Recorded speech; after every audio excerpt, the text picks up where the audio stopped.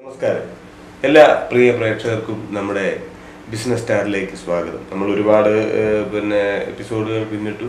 ഇന്നിപ്പോൾ ചെന്നൈയിൽ victory home അതിൻ്റെ പ്രൊപ്രൈറ്റർ ഫൈസൽ മമ്മൂട്ടി അദ്ദേഹത്തിൻ്റെ അടുത്താണ് നമ്മൾ ഇന്നിരിക്കുന്നത്. നമുക്ക് അദ്ദേഹത്തെ നമ്മുടെ പ്രോഗ്രാമിലേക്ക് ഹൃദയപൂർവ്വം സ്വാഗതം ചെയ്യാം. സാർ നമസ്കാരം. നമുക്ക് ഇപ്പോൾ ഈ വിക്ടറി ഹോം എന്ന് പറഞ്ഞാൽ അതിൻ്റെ കീഴിൽ എന്തൊക്കെയാണ്? വിക്ടറി ഹോം എന്ന് പറഞ്ഞ ഇത് വന്നിട്ട് സ്ഥാപനം വന്നിട്ട് 5 years ആയി തുടങ്ങിയിട്ട്. ആൻഡ് ഇതിനിടയിലെ construction and layouts, government approved layouts and ചെറിയ ചെറിയ ടൗൺഷിപ്സ് ഇതിൽ ഡെവലപ്പിംഗ് നടക്കുന്നത്. ആൻഡ് സിറ്റിയിലെ ഫ്ലാറ്റ്സും കാര്യങ്ങളെല്ലാം ചെയ്യാം. അപ്പോൾ ഈ കൺസ്ട്രക്ഷൻ എന്ന് പറയുമ്പോൾ എങ്ങനെയാണ് അതിൻ്റെ ബിൽഡിങ്ങുകൾ? അത് എങ്ങനെയാണ്? ബിൽഡിംഗ്, ഫ്ലാറ്റ്സ്, കമേഴ്ഷ്യൽ കോംപ്ലക്സ് അങ്ങനെയാണ്. അപ്പോൾ അത് കൂടാതെയാണ് നമ്മൾ ഈ വില്ലാസ് ഫ്ലാറ്റും വേറെ ഉള്ളത്. അത് ഈ വിക്ടറി ഹോം അതിൻ്റെ പേരിലാണ് അല്ല. ഇപ്പോൾ ഞങ്ങളിപ്പം ചെയ്യുന്നത് ലേറ്റസ്റ്റ് വന്നിട്ട് കോൺസെപ്റ്റ് ഹൗസിംഗ് ചെയ്യുന്നുണ്ട്. അത് 10.9 lakhs മുതൽ അപ് ടു 20 lakhs വരെ ഒരു ടൗൺഷിപ്പ്, ചെറിയ ടൗൺഷിപ്പ് ഒന്ന് ചെയ്യുന്നുണ്ട് ചെങ്കൽപ്പെട്ടിൽ. അപ്പോൾ ഈ ചെന്നൈയിൽ വന്നിട്ട് ഇവിടെ ജനിച്ചൊക്കെ സാർ ഇവിടെ തന്നെയാണ്? ഇവിടെ തന്നെ. അപ്പോൾ ഫാമിലിക്ക് ഇവിടെ വന്നിട്ട് എത്ര വർഷം? ഫാദർ സ്റ്റാർട്ട് ചെയ്യുന്ന ഇതാണ് വിക്ടറി എന്ന ഗ്രൂപ്പ് വന്നിട്ട് ഫാദർ സ്റ്റാർട്ട് ചെയ്തത്. It was started in 1961 by father Mr. A.P. Mammootty. And actually we are based from Kerala. Thalassery. അവിടെ എൻ്റെ ഫാദേഴ്സ് മുതൽ ചെയ്തതാണ്.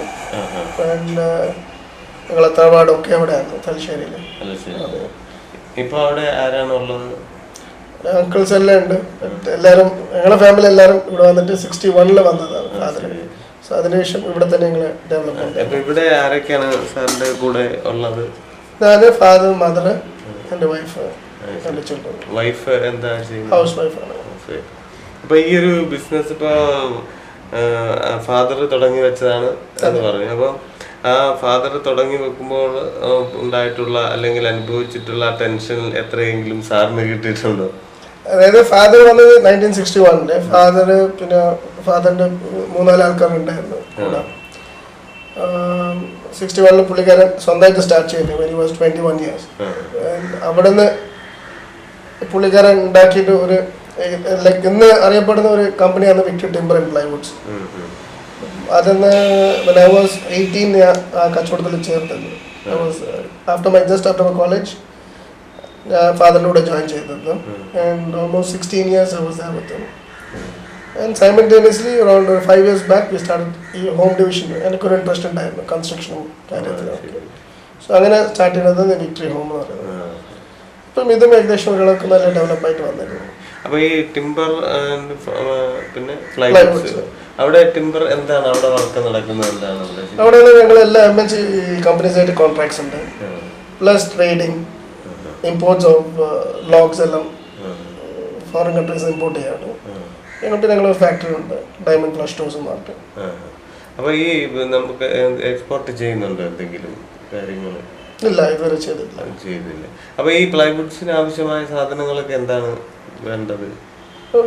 വീടുകൾക്ക് ഫർണിച്ചർ, അതിന്റെ റോ മെറ്റീരിയൽസ് എന്തൊക്കെയാണ്? പ്ലൈവുഡ്, ടിംബർ, വെനീർസ്, പിന്നെ ഡെക്കറേറ്റീവ് മൈക്കാസ്, എല്ലാ കാര്യങ്ങളും. അപ്പൊ അത് കൂടുതലായിട്ടും എവിടേക്കാണ് അത് ഉപയോഗിക്കുന്നത്? വീടുകളിൽ, കോംപ്ലക്സ്. ഇവിടെ ഇന്ത്യയിൽ മാത്രമേ നമ്മൾ ചെയ്യുന്നുള്ളൂ. ഞങ്ങൾ സൗത്ത് ഇന്ത്യ മാത്രമേ ചെയ്യുന്നുള്ളൂ. പിന്നീട് നമുക്ക് പിന്നെ എന്താണ് വിക്ടറി ഹോം? പിന്നെ ഞങ്ങൾ എന്നിട്ട് ലോജിസ്റ്റിക്സ് ചെയ്യുന്നുണ്ട്, പാക്കിംഗ് കേസസ് ചെയ്യുന്നുണ്ട്, ലോജിസ്റ്റിക്സ് ചെയ്യുന്നുണ്ട്. പിന്നെ ഞങ്ങൾ ചില കമ്പനീസ് കോൺട്രാക്ട്സ് എടുത്തിട്ട് ചെയ്ത് കൊടുക്കുന്നുണ്ട്, വർക്ക്സ് ആയിട്ട്, സിവിൽ വർക്ക്. അപ്പോൾ ഇതില് എല്ലാവരും കൂടിയായിട്ട് എത്ര സ്റ്റാഫുകളൊക്കെ ഉള്ളത്? സ്റ്റാഫ് എല്ലാം കൂടിയിട്ട് ഒരു 100-115 സ്റ്റാഫ്സ് ഉണ്ടാവും. ഈ എല്ലാ മൊത്തം യൂണിറ്റും കൂടിയിട്ട്. എല്ലാവരും ഇവിടെയുള്ള ആളുകളാണ്? മോസ്റ്റ്ലി ഇവിടെ ഉണ്ടാവും. പിന്നെ ഒരു 10-15% ഞങ്ങളുടെ നാട്ടിലെ ആൾക്കാരുണ്ടാവും.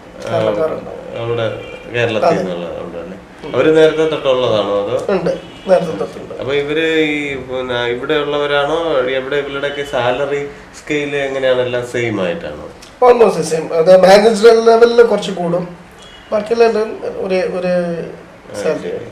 അപ്പോൾ ഈ ടിംബർ വർക്സിൽ അവിടെയുള്ള സ്റ്റാഫുകൾ ആരാണ്? ഇവിടെയുള്ള ആളുകളെ കൊണ്ട് തന്നെയാണോ അത് ചെയ്യുന്നത്? അതല്ലേ? അപ്പോൾ ഇവിടെ നമ്മുടെ നാട്ടിലുള്ളതിനേക്കാളും ഇവിടെയും ഈ ബിസിനസ് ചെയ്യുന്നതിന്റെ ഒരു വ്യത്യാസം എങ്ങനെ തോന്നിയിട്ടുള്ള സാധനം? അല്ല, ഇവിടെ വന്നിട്ട് ഞങ്ങൾക്ക് തോന്നിയെന്ന് വെച്ചാൽ ആ ഫ്രീഡം ഉണ്ട്, പ്ലസ് യു ഡോണ്ട് ഹാവ് ആ ലേബർ പ്രോബ്ലം ഇല്ല. ഇവിടെ ആൾക്കാർ കുറച്ചും കൂടി അഡ്ജസ്റ്റബിൾ ആണ്. ഇവിടെ ജനിച്ചു വന്നതുകൊണ്ട് ആ കംഫർട്ടബിലിറ്റി കുറച്ച് കൂടും.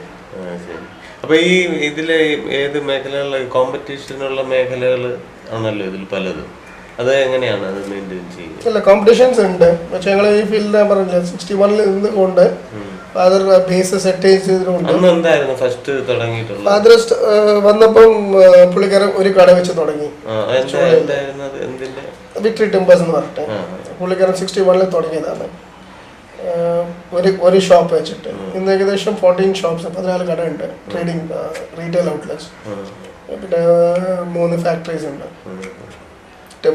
ഈ കോമ്പറ്റീഷന്റെ കാര്യമാണ് പറഞ്ഞിരുന്നത്. അത് കോമ്പറ്റീഷൻ ഞങ്ങൾ ഇതാക്കാറില്ല, because we have already a set of clients. So we are content and happy with whatever we are doing.